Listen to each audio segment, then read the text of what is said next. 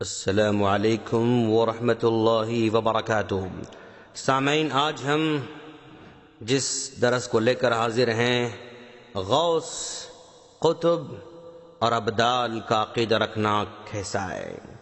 ہمارے معاشرے میں ایسے لوگ بڑی تعداد میں پائے جاتے ہیں کہ جب کسی مصیبت میں مبتلا ہوتے ہیں تو اللہ کی بارگاہ میں دعا کے لیے ہاتھ پھیلانے کے بجائے فرض نمازوں کے بعد صلاۃ غوثیہ کا اہتمام کرتے ہیں، جو قبلہ رخ ہونے کے بجائے شمال کی جانب منہ کر کے نماز پڑھتے ہیں۔ یہ نماز شیخ عبد القادر جیلانی کے نام کی پڑھتے ہیں، حالانکہ پیر صاحب نے نہ یہ نماز خود پڑھی نہ ہی اپنے کتابوں میں، جیسے غنیت الطالبین ہے، فتوح الغیب ہے، اس میں کہیں بھی آپ نے ذکر نہیں کیا۔ پھر اللہ جانے ان لوگوں نے کہاں سے صلاۃ غوثیہ، صلاۃ رجبیہ کی بنیاد ڈالی۔ اگر آج پیر صاحب اس دنیا میں تشریف فرما ہوتے نا تو ان پر خوش ہونے کے بجائے ان کے اس بدعت پر سخت ناراض ہو جاتے۔ ان بدعتی اعمال کو پھیلانے کے لیے اپنی مسجدوں اور مدارس کے نام بھی غوثیہ اور جیلانیہ رکھتے ہیں دوستو، اور مسجدوں کے سامنے بڑے بڑے حروفوں میں یا غوث اعظم، یا غوث الثقلین، یا غوث پاک وغیرہ وغیرہ لکھتے رہتے ہیں۔ غوث کا عقیدہ کہاں سے آیا؟ ان لوگوں نے عوام میں یہ بات مشہور کی ہوئی ہے کہ اس دنیا میں ہر وقت 313 اشخاص ایسے رہتے ہیں جو نجبا کے نام سے مشہور ہوتے ہیں، پھر ان میں سے 70 کو نقبا کہا جاتا ہے، اور پھر ان میں سے 40 ابدال کے درجے کو پہنچتے ہیں، ان میں سے 7 کو قطب کا درجہ دیا جاتا ہے، ان میں سے 4 اوتار کے درجے پر فائز ہوتے ہیں، اور ان میں سے ایک غوث کا اعلی مقام حاصل کرتا ہے۔ وہ ہمیشہ مکہ مکرمہ میں رہتا ہے۔ جب اہل زمین پر کوئی مصیبت نازل ہوتی ہے، یا رزق میں تنگی ہوتی ہے، یا کسی بیماری مبتلا ہو جاتے ہیں تو وہ ان 313 کی طرف رجوع کرتے ہیں اور ان کے سامنے اپنی حاجتیں پیش کرتے ہیں۔ یہ ان فریادوں اور حاجتوں کو اپنے میں سے منتخب شدہ 70 نقبہ کے سامنے پیش کرتے ہیں۔ یہ 70 ان حاجات کو اپنے سے بلند مرتبہ 40 ابدال کے سامنے پیش کرتے ہیں، پھر یہ 40 اپنے سے 7 منتخب قطبوں کی خدمت میں لے جا کر حاضر ہوتے ہیں، اور یہ 7 اپنے سے بلند مرتبہ 4 اشخاص کی جنہیں اوتار کہا جاتا ہے ان کی خدمت میں پیش کرتے ہیں، پھر یہ چاروں اپنے سے منتخب ہستی کی خدمت میں حاضر ہونے کا شرف حاصل کرتے ہیں، اس کا نام غوث ہوتا ہے۔ وہ ہمیشہ مکہ مکرمہ میں رہتا ہے، اور تمام دنیا میں ایک غوث ہوتا ہے۔ ایک بیک وقت 2 غوث نہیں ہو سکتے ہیں۔ اس غوث کا علم اللہ کے علم کے برابر ہوتا ہے، اور اس کی قدرت اللہ تعالیٰ کی قدرت سے کم نہیں ہوتی ہے۔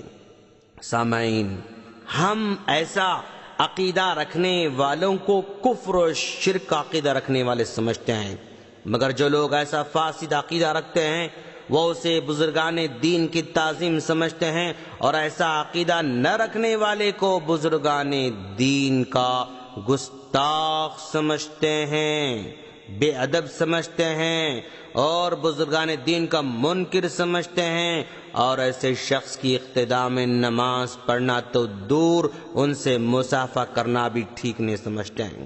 اب اس اختلاف کو ختم کرنے کے لیے ہمیں کتاب اللہ اور حدیث نبوی کی طرف رخ کرنا ہوگا، کیونکہ قرآن کریم تمام مسلمانوں کی متفقہ کتاب ہے، اس سے کوئی منہ موڑ نہیں سکتا ہے۔ آئیے شروع سے الحمدللہ رب العالمین سے آخر سورۃ الناس تک پورے قرآن کا ایک ایک حرف اٹھا کر دیکھیں، ایک ایک پیج کو نکال کر دیکھیں، اس میں غوث، قطب اور ابدال کو تلاش کریں۔ آپ کتنا بھی ڈھونڈیں پھر بھی ان لوگوں کہیں عطا پتہ آپ کو نہیں ملے گا۔ نہ غوث آپ کو ملے گا، نہ قطب آپ کو ملے گا، نہ ابدال آپ کو ملے گا، کچھ نہیں ملے گا۔ اللہ رب العزت نے اپنی برگزیدہ ہستیوں انبیاء کرام رسولوں کا جا بجا تذکرہ کیا، بلکہ بعض کے نام بھی بار بار ذکر کیے۔ اگر اس دنیا میں غوث ہوتے، قطب ہوتے، ابدال ہوتے تو قرآن مجید کے اندر ان کا ذکر ضرور ہوتا۔ رسول اللہ صلی اللہ علیہ وسلم کو کبھی یا ایھا المزمل کہہ کر پکارا، کبھی یا ایھا المدثر کہہ کر پکارا، کبھی یاسین کہہ کر پکارا، کبھی یا ایھا النبی کہہ کر پکارا۔ کسی مقام پر نبی کو اللہ نے قطب الاقطاب نہیں کہا، غوث الاقطاب سے نہیں پکارا۔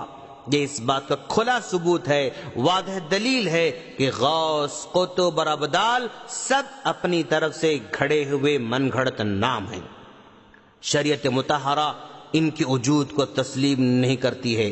غوث، قطب وغیرہ کا عقیدہ رکھنا مشرکین مکہ کے شرک عقائد سے کم نہیں ہے۔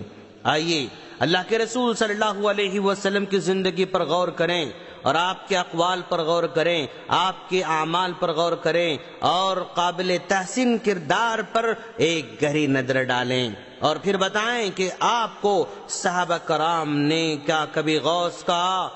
آپ نے خود اپنے غوث ہونے کا کیا اقرار کیا؟ کہ اللہ تبارک و تعالی نے پیارے نبی کو غوث کہا؟ کسی کے نہ کہنے سے بھی اگر آپ غوث ہوتے تو آپ اپنی زبان سے کیا آپ نے کبھی دعویٰ کیا؟ کیا آپ نے کبھی اقرار کیا؟ جیسے خاتم الانبیاء ہونے کا دعویٰ کیا تھا، لا نبی بعدی کہا تھا، اسی طرح یہ بھی کہنا چاہیے تھا کہ میں غوث ہوں۔ جب اللہ نے آپ کو غوث نہیں کہا، نہ خود آپ نے غوث کہا، نہ صحابہ نے آپ کو غوث کہا، اس کا مطلب آپ غوث نہیں تھے۔ جب اللہ کے رسول صلی اللہ علیہ وسلم غوث نہیں تھے تو امتی کیسے غوث ہو سکتے ہیں دوست؟ یا کم از کم یہ تو ہونا چاہیے تھا نبی بتا دیے ہوتے کہ میری امت میں غوث آنے والا ہے، لیکن ایسا بھی نہیں بتایا۔ دوستو آؤ دیکھو، یہ صحیح بخاری ہے، یہ صحیح مسلم ہے، یہ ترمذی ہے، یہ ابو داؤد ہے، یہ نسائی ابن ماجہ ہے، یہ سب آپ کے سامنے موجود ہیں۔ ان کو کھول کر ان میں سے کوئی ایسی حدیث بتلاؤ جو تمہارے اس دعوے کو ثابت کر سکے، جس سے ثابت ہو کہ اس دنیا میں غوث ہر وقت موجود رہتا ہے، اپنی قطبوں کی سفارش سے لوگوں کی حاجت روائی، مشکل کشائی پورا کرتا ہے۔ میں پوری ذمہ داری کے ساتھ اعلان کرتا ہوں کہ آپ کسی صحیح حدیث سے اپنے دھوکے کو مدلل ہرگز ثابت نہیں کر سکتے ہیں۔ بعض لوگوں کا عقیدہ ہے کہ حضرت حسن غوث اول تھے، پھر یہ غوث کا سلسلہ ان کے اولاد میں جاری رہا، لیکن قرآن کریم میں اس کی کوئی دلیل موجود نہیں ہے دوستو۔ اسی طرح حدیث نبوی میں بھی اس کی تصدیق نہیں ہوتی ہے۔ حدیث شریف میں حضرت حسن رضی اللہ تعالیٰ عنہ کے بے شمار فضائل مذکور ہیں، لیکن اللہ کے رسول صلی اللہ علیہ وسلم نے کہیں ذکر نہیں فرمایا کہ میرا یہ بیٹا غوث ہے یا غوث ہوگا یا اس کی نسل میں سے غوث کا سلسلہ جاری رہے گا، آپ نے کہیں نہیں بتایا۔ پھر آپ کے صحابہ کرام اجمعین نے بھی ان کو کبھی غوث اعظم نہیں کہا، بلکہ آپ خلیفہ ہوئے تو ان کو یا امیر المؤمنین کہہ کر پکارا، اور نہ انہوں نے خود غوث ہونے کا دعویٰ کیا۔ اول تو غوث کا وجود قرآن و سنت کی روشنی میں ثابت نہیں ہوتا۔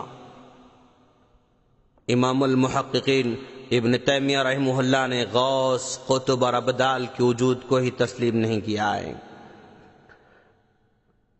الغرض غوث، قطب اور ابدال کا عقیدہ رکھنا، یہ سمجھنا کہ وہ ہماری ضرورت پوری کرتے ہیں، رزق دیتے ہیں، بیماری کو دور کرتے ہیں، تکالیف کو دور کرنے کا اختیار رکھتے ہیں، اس طرح کا عقیدہ رکھتے ہوئے اگر کوئی رہتا ہے بندہ تو اس کی نہ کوئی نماز قبول ہوگی، نہ اس کا روزہ قبول ہوگا، اور نہ ہی کوئی اس کی بات کام آ سکتی ہے۔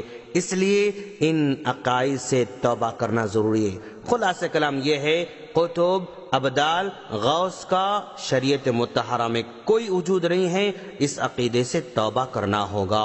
ہم اللہ سے دعا کرتے ہیں کہ باری تعالیٰ تو ہم تمام کو دین سمجھ کر عمل کی توفیق عطا فرما، آمین۔ السلام علیکم ورحمۃ اللہ وبرکاتہ۔